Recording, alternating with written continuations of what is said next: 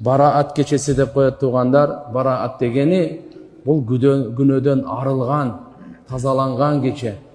15-Шаабан айы Бараат кечеси. 1 жылдык чечим чыгат. Şu 1 жылдын içinde дүйнөгө ким келет? Бул дүйнөдөн ким кетет? Ким ооруйт, ким шыпа табат? Ким канча ырыскы жейт? Риваяттарда келет, ким ажылык кылат, кылбайт? Ушу 1 жылдын чечими ушу Шаабан айдын 15-inde чыгат. Ушундай касиеттүү улуу түндөрдө Алла Таала бенделердин күнөөлөрүн кечиремин.